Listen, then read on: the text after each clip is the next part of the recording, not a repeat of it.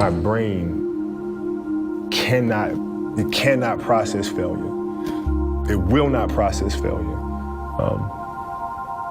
Because if I sit there and have to face myself and tell myself, you're a failure, I think that's almost worse than death.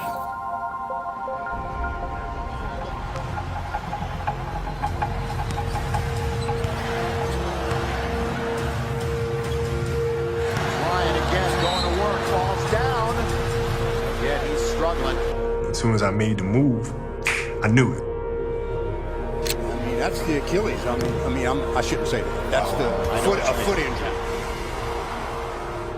I remember feeling the silence. I remember feeling the fear.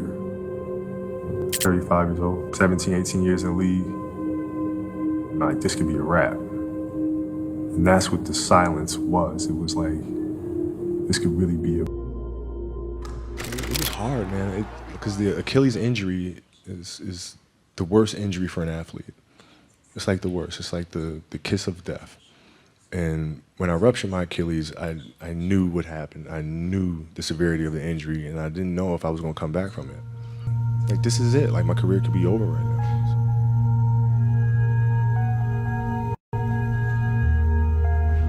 This injury was Mount Everest for me personally, because I knew what the long road was going to be.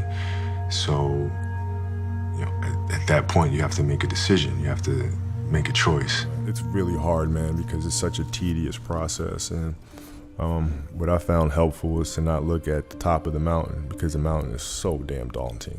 It's like, right? So, like, if you're saying, okay, I'm going to climb Mount Everest, you're at the bottom of the mountain and you look up and you're going, I'm not going to climb Mount Everest, right? But if you break it down into sections, and you just one foot in front of the other, one step at a time.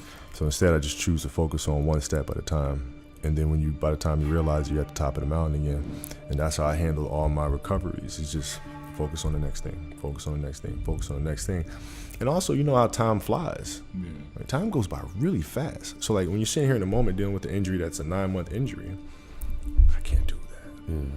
But when 12 months go by, you're gonna wish you did, because it goes by like that. It goes by like that. You know what I'm saying? So that's always been my approach. It's just one step at a time, one step at a time. One day at a time. And I didn't want the injuries dictating when I retired. I wanted to control that. It's like, no, my body, sit down, be humble. Yeah, you're not telling me when I'm walking away. Like, I'm gonna tell you when I'm ready to go. Well, I mean, it's one of those moments, I think we all have moments like this in life where it just seems like that day is never gonna end. It just seems like the moment that you're in just feels like the darkest moment to you. You personally feel like, I don't know if I can do this again. I don't know if I can come back, and you have to issue that challenge to yourself and try to respond to it. Well, I mean, the goal was to win a championship. It wasn't to win MVP or anything like that. It was to win a championship. So, from that aspect, we failed. If I'm gonna go down, I'm gonna go down my way, right? So being fearless means putting yourself out there and going for it. No matter what, go for it.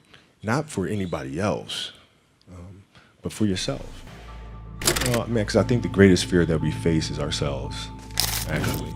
I think it's not anything that's external or anything that's superficial. I think the greatest fear you face is yourself, because we all have dreams, and it's very scary sometimes to accept the dream that you have. And it's scarier still to say, okay, I want that. It's scary, because you're afraid that if you put your heart and soul into it and you fail, then how are you going to feel about yourself? Yeah. I mean, the answers are there when you win, too. You just have to look at them. Yeah. Right? So it's a constant process. It's exciting when you win. It's exciting when you lose, because the process should be exactly the same, whether you win or you lose. As you go back and you look and you find things that you could have done better. You find things that you've done well that worked. You figure out, how did they work? Why did they work?